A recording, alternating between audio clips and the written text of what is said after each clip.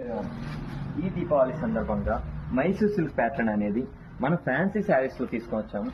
Colour combination కానీ శారీ కానీ ఎక్సలెంట్గా ఉంటుందండి.